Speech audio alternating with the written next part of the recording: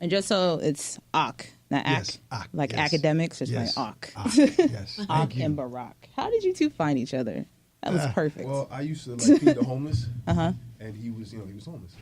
So I always Don't listen to anything that he says or take it serious at all. grew up in the same neighborhood in Now, we grew Brooklyn. up in Brooklyn together. Okay. Like, What part of Brooklyn are y'all from? I'm from Park Slope. I'm from Flatbush. I'm not gonna act. You said that Listen, like you I act was like about to you say, knew. Like, I'm not gonna act like I I'm even from know where that Brownsville. is. Just know it's Brooklyn. I know the very well known parts like Bed-Stuy. Yeah, Brownsville, Bed-Stuy. That's it. Yeah, absolutely. I'm lost after that. All right, y'all ready? From a nice neighborhood. A nice neighborhood. All right. It's the all new 93.7 The Beat. H-Town's Real Hip Hop and home of the Breakfast Club. It's Ashley with 2 E's on air. And I got 2 guests sitting across from me. They from Brooklyn. Yes, ma'am. Is that the right Yeah, accent? that's- Brooklyn. There you go. Little bit. I don't know. Almost. I think BK is better. They from BK. BK. Yeah.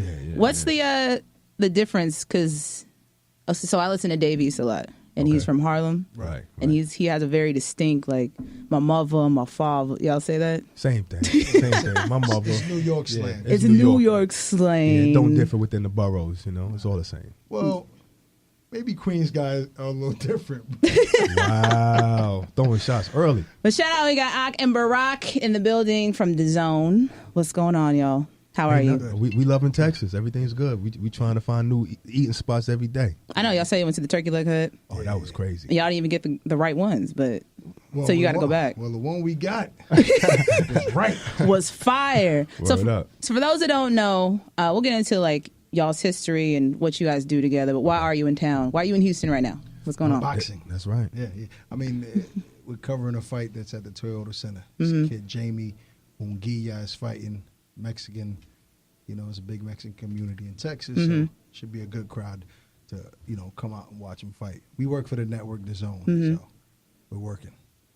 And I'm glad you said that because I needed help pronouncing that name. Yeah, DAZN. No, What? the boxer's name. Oh, Yeah. Jamie. Munguia. Yes. Munguia. Absolutely. Y'all are experts in that. Oh, he ain't famous down here? No. I wouldn't say like on a Floyd Mayweather type of Nobody. famous. Nobody's that famous. But both of y'all, you're commentators right now. Right. But you were once athletes. You're still athletes. Yeah. Yeah. So what made you make that transition? The money. Oh, You know what I'm really? saying? Yeah, once you get a little too old, you can't really participate in the sports anymore. So you won't make money. You got to make the money in a elsewhere, different you know? way. Right, I mean, from I think outside. it's just being passionate about the sport. So being able to still be involved, but, from a different standpoint, just talking about it and not actually participating in it. Yeah. So it's a lot easier. Some of us really can't do, you know what I'm saying? So we just talk about it. You know? Oh, like the teacher theory. Yeah. I get you. But y'all, I saw a little bit online that y'all have boxed your whole life pretty much and, got into this area. I think a lot of people, if you don't see like the big names, like Mayweather, Pacquiao, whatever, Bronner, whatever, people think it's really easy. Right. Blame that on Creed and Rocky. Right. But what was the journey like for y'all to start as an amateur to get into this space where you're in now? Yeah. Well, I mean, I can go first. I think it's once anybody tries to like train for a day as a boxer, right away they know it's not an easy sport at all. But as far as like we wanted to bring something new to that culture, like the being a boxing journalist and an analyst. Generally, the picture is like older guys, and most of them never really been in a ring before. So we're still young enough to be tapped into the culture, the hip hop culture, fashion, being, lifestyle, but still know the sport as much as those older guys. So we kind of wanted to bring something different to the sport, and just the stars lined up properly. We started doing radio at Sirius XM with a boxing show there, and we teamed up with 50 Cent and had a show on his platform, thisis50.com. It became really popular in the boxing world because of our, I guess our look and knowledge. And then DAZN came over. DAZN is successful like all over the world in 6 other countries. So they launched in America, and they wanted to bring this type of feel to their network, and so we're here with them now. I think boxing has always kind of been part of hip hop culture. Absolutely. But now it's getting more widespread. You agree with that? Is it because of just who's in lights right now. No, I want to say it's because I think because the internet is getting more light. But if you think about it, culture is from the people. So it's like the people who were big in boxing even back then were part of that hip hop community. So you got 20 years ago, Floyd Mayweather came out with Wu-Tang. You know what I'm saying? For the ring walk. So hip hop is just about, you know, who's running that sport at that time. So if the people running that sport right now are part of that culture, then it's going to be involved in that sport. Even before Floyd, Mike Tyson used to hang with Tupac and was part of the culture as well. He's from Brooklyn, so like Barack says, it's the personality. You know, Broner, though he doesn't win the big fights, he's still super popular because of the culture. Have you heard of Broner? Adrian Broner. Have I? I'm not sure if you guys are familiar with this fight that happened this past week. Excuse me, you were there. Did you? Right. It's like when you want cheese on your hamburger, right? Like that. Right. That's crazy. You said like that. Absolutely. I was gonna say I think it's. So I'm 28. So I was born in '90. Right. I remember my uncles watching. Yeah, I remember my uncles watching the Tyson Holyfield fight on TV. Wow. I didn't watch Rocky because that was a little past my time, but when this Creed came out, I was into it. And then Floyd Mayweather, of course, because he's so braggadocious. I think that, you know, it might not be a sport that people particularly, you know, cleave to, but everybody can relate to a fight. Exactly. You know, everybody can relate to a fight. I'm sure one day you want to punch your boss in the face, you know. Not my boss, but other people. Or your boyfriend or somebody. You know what I'm saying? So everybody can relate to a fight. So somewhere or another, you know, you're going to have fans here and there. It's the personality. Like you said, the internet makes it a lot easier. Yeah. But it's tough for you to become big in a sport if you're not outspoken. Yeah, you know what I mean? especially in New York. Because in New York, y'all all about who talks and walks that walk, right? Absolutely. No doubt. Because in Houston, like we said, it's part of the culture. In Houston, we have gyms, but boxing's not as prevalent here as I would assume New York is. Right. Like, what is the culture like there? You just got a lot of like street fights, or Brooklyn is synonymous for that. I'm sure you know about the reputation. Even though Brooklyn now is a totally different place, but everywhere in the world, Brooklyn is known. You know, and everywhere in the world, somebody from Brooklyn is usually there or moved there or whatever. So that reputation comes from Brooklyn. You know, being able to fight. You know, we grew up fighting. You know, so it was just a matter of time before we got involved in the sport. Yeah. So do you know who the Charlo brothers are? They're from Houston. I actually don't. I'm probably going to get Adrian Broner ran out of town. Oh, my God. I'm probably going to get ran out. I told you it's not. They live right downstairs. They live in the building. I'm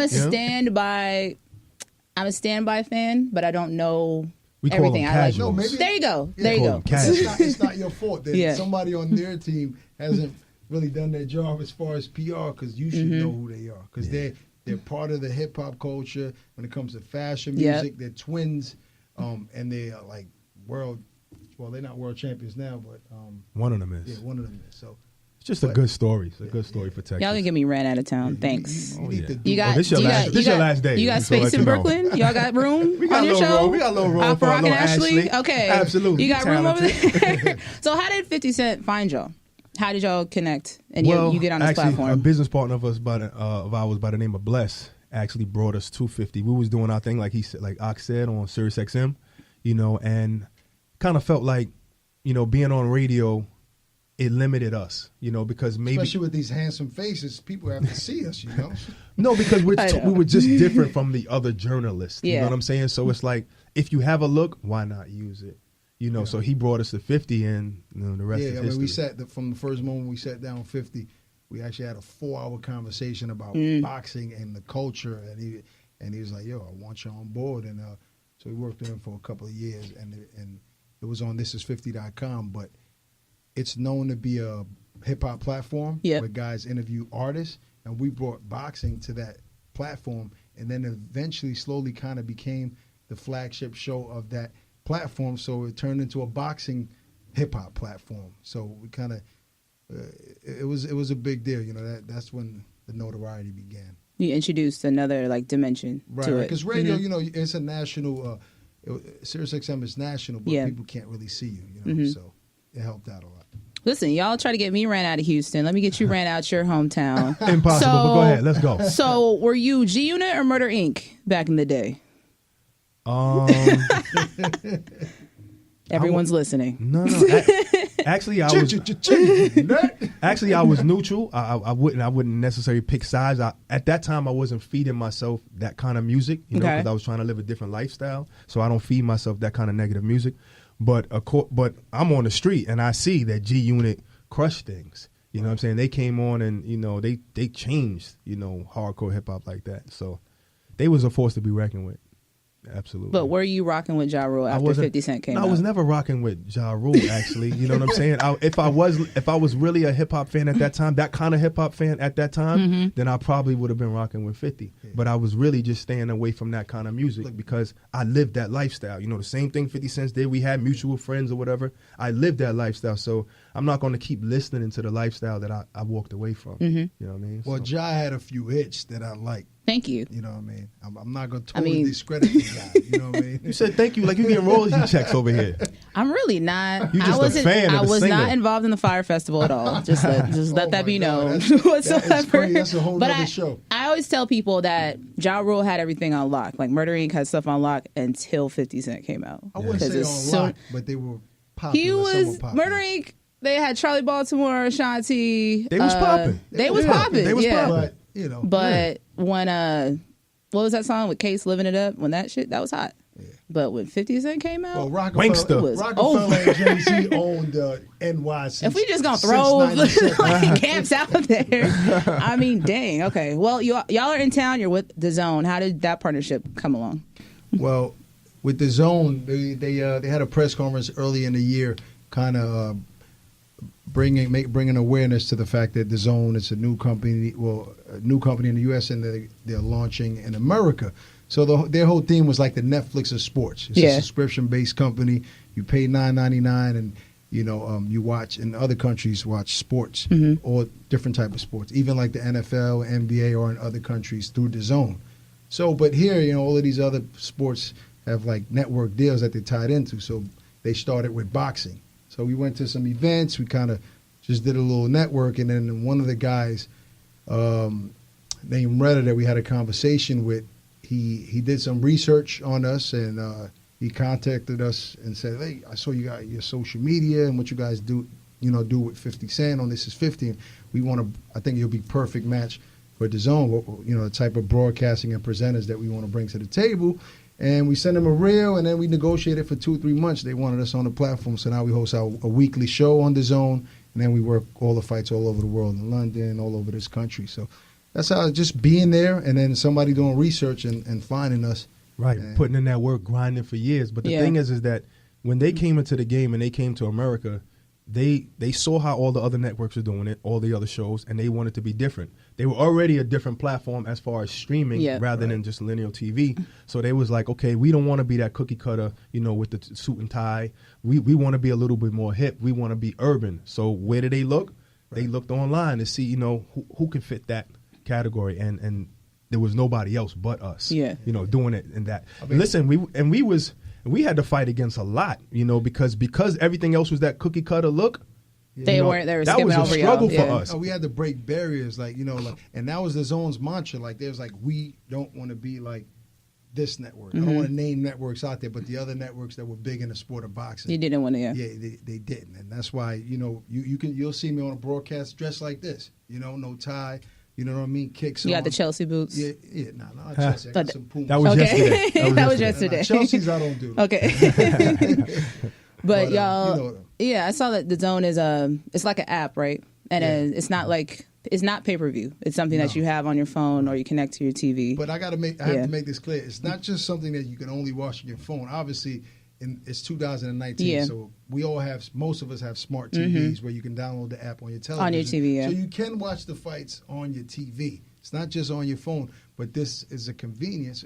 If you're not home, you can catch it. And then the great thing about DAZN is if you miss the fight, it's always still available there, like on demand. It's like Netflix, but for sports. Exactly. And it's cheaper because Netflix is swallowing right now. Right. So, and especially if you're a fight fan, And they just did an MLB deal, so now baseball fans are going to be able to watch a baseball show on DAZN. So they're in there for the long haul, For sure. We'll check out DAZN. Well, I don't want to hold y'all up. Just let Houston know where y'all going to be tomorrow, and then where to find you at on the gram, social media, all that.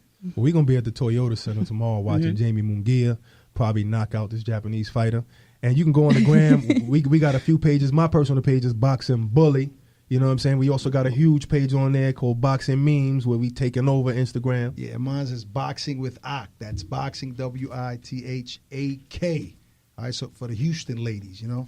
And I like that brown sugar, so I'll be here till Sunday. Y'all know ASAP Rocky's in town tomorrow too, so we're gonna try to bring him by. Yeah. Oh, that's dope. That's dope. All right. Till next time. It's all new 93.7 The Beat.